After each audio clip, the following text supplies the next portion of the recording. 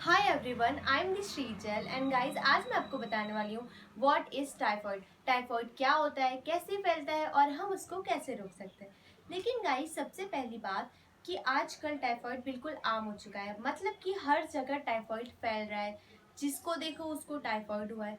इसके रीजंस भी है, क्योंकि हम कोई भी कहीं भी चीज़ें कुछ भी खा लेते हैं, कहीं भी स्ट्रीट फूड खा लेते हैं। हम ये नहीं सोचते कि वो साफ़ है नहीं है, कैसे बना हुआ है। क्योंकि typhoid main contaminated food and water की वजह से ही फैलता है।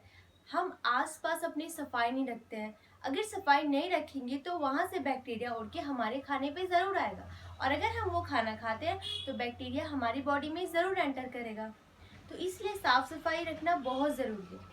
तो चलो, पहले मैं आपको बता देती हूँ कि टाइफॉइड कैसे फैलता है, किस बैक्टीरिया की वजह से फैलता है। So let's start. तो गाइस, टाइफॉइड का जो पॉजिटिव ऑर्गेनिज्म होता है उसका नाम है साल्मोनेला टाइफी। उस बैक्टीरिया का नाम है साल्मोनेला टाइफी। क्योंकि टाइफॉइड एक बैक्टीरियल डिजीज है, तो उसके बैक्टीरिया का नाम है salmonella typhi. Mode of transmission जिसकी वजह से ये फैलता है वो है कंटामिनेटेड फूड एंड वाटर। जो गंदा खाना और पानी पी लेते हैं हम, उसकी वजह से वो साल्मोनेला टाइफी हमारे बॉडी के अंदर एंटर कर जाता है और उसकी वजह से हमें टाइफाइड हो जाता है। Bacteria it lives in small intestine and from here spread to whole body. मतलब कि वो जो बैक्टीरिया है साल्मोनेला टाइफी, ये हमारे स्मॉल इंटेस्टाइन में रहता है और वहीं से पूरे बॉडी में फैल जाता है, स्प्रेड हो जाता है। इसके सिम्टम्स क्या क्या हो सकते हैं? सस्टेन्ड फीवर रहता है, मतलब कंटिन्यू फीवर रहता है। लॉस ऑफ एपिटाइट, खाना खाने का मन नहीं करता है, भूख नहीं लगती है। वीकनेस होती है, वॉमिटिंग होती है, नोजिया होता है। मतलब कि अगर आप खाना भी नहीं खा रहे हैं और उसमें वीकनेस भी होता है, वॉमिटिंग जैसा फील होता है, तो टाइफॉइड में एक तो सस्टेन फीवर रह रहा है, इसकी वजह से बॉडी बहुत ज़्यादा वीक हो जाती है।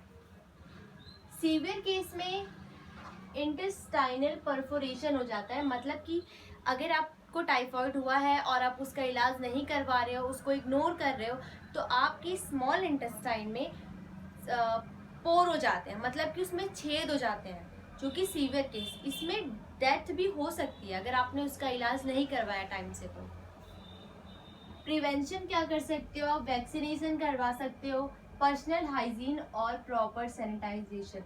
गाइस, वैक्सीनेशन तो आप करवाओगे, लेकिन मेन अगर आप ये चाहते हो कि आपको टाइफॉइड ना हो, दोबारा ना हो, तो आपको सबसे पहली बात कि पर्सनल हाइजीन, मतलब आसपास साफ सफाई रखनी पड़ेगी, खुद को साफ रखना पड़ेगा, खुद रोज नहाना होगा। जो भी साफ सफाई की चीज़ें होती है, आसपास जहाँ बैठते हो उठते हो उसे साफ रखना होगा। जो खाना खाते हो उसे चेक करके खाओ कि सही है, साफ है, नहीं है। तो कैसे बचना है उससे? मेन यही है, पर्सनल हाइजीन, प्रॉपर सैनिटाइजेशन होना चाहिए आप जहाँ पे रहते हो। डायग्नोसिस क्या करवा सकते हो? अगर आपको जानना है कि आपको टाइफॉइड है या नहीं है, तो आप विडाल टेस्ट करवा सकते हो। Treatment, antibiotics. ज़्यादातर जो भी बैक्टीरियल डिजीज होते हैं उनकी जो मेडिसिन होती है वो एंटीबायोटिक्स से होती है। और guys, Mary Mallon also called typhoid Mary. एक मैरी मेलोन जो थी वो लेडी थी, जिसको हम टाइफॉइड मैरी भी कहते हैं, क्योंकि उनकी वजह से बहुत सारे लोगों को टाइफॉइड हुआ था। Professional cook typhoid carrier spread typhoid from food she is prepared for several years. वो एक कुक थी और वो खाने के थ्रू ही सबको टाइफॉइड फैला रही थी बहुत सालों तक। क्योंकि वो खाना बनाती थी, उनको टाइफॉइड था, तो ऐसे टच की वजह से वो खुद को टच कर रही है, फिर खाने को टच कर रही है, उसकी वजह से टाइफॉइड फैला हुआ था, इसलिए उनका नाम टाइफॉइड मैरी भी उनको बोला गया। तो गाइस, आई होप आपको वीडियो अच्छी लगी हो, समझ आया हो। तो आज के लिए इतना ही, मिलते हैं नेक्स्ट वीडियो में। बाय।